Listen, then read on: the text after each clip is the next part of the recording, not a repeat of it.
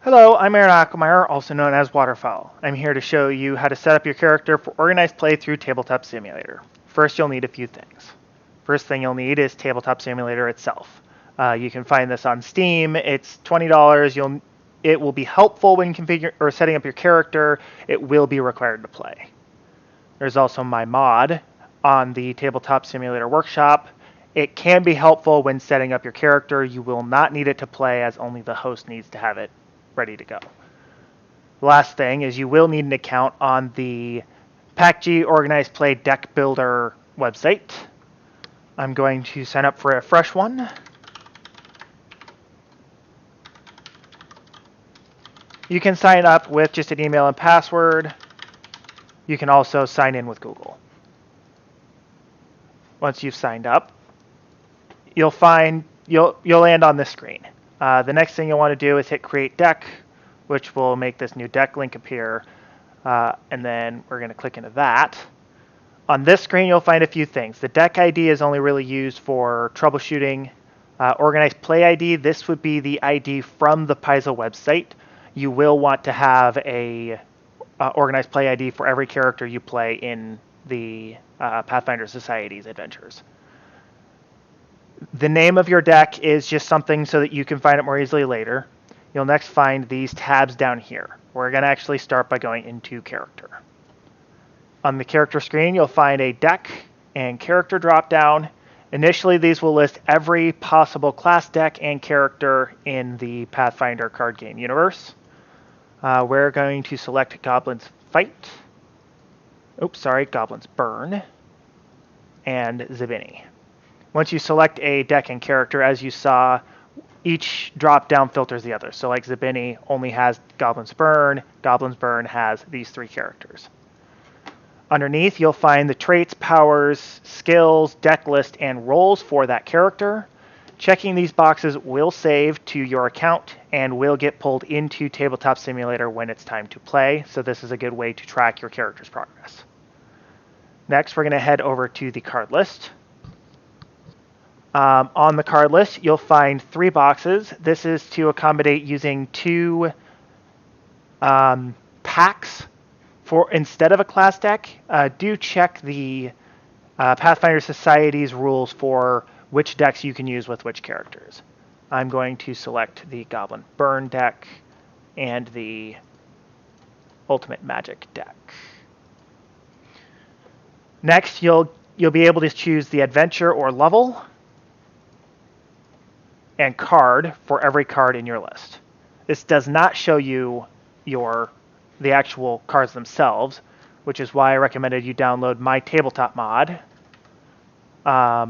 These are some extra things from a previous run, which can be used for spawning in the cards so that you can look at them. This token down here will likely initially not have these drop downs, these visible. You just need to click this button to show or hide them. The right-hand box can be used to select any class deck. So we're going to actually spawn in Goblins Burn.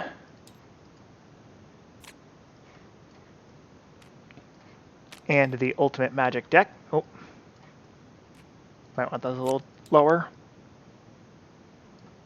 Ultimate Magic.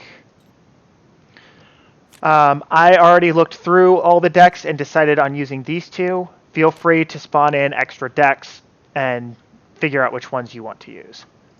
I'm just going to combine the Adventure B decks together to show you another useful utility. Actually, there. All right, so if you drop these on the sort cards here, it will actually drop them in the weapon, spell, armor, item, ally, and blessings decks.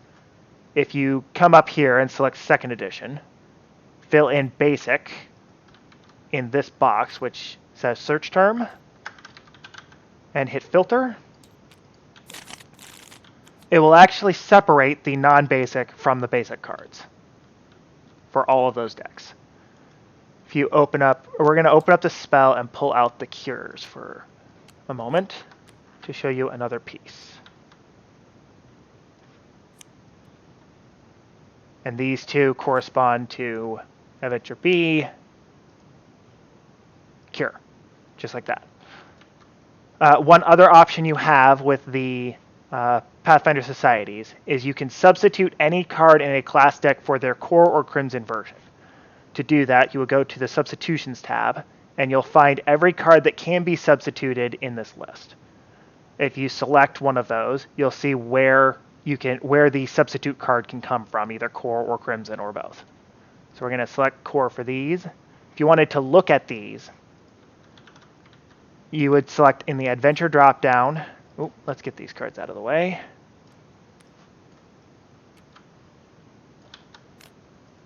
You can select core or crimson, and then just hit spawn. And it will spawn that adventure's cards in. You can search any of these decks. All of the cards should be named, so we're just going to search for Cure and pull it out. And if you look at these three cards, in the case of Cure and many others, the core or crimson version is actually effectively the same thing. It just uses the new rules wording. So once you've done your character, your cards, and your substitutions, you'll be ready and set to play for a Pathfinder Society's adventure. Thanks.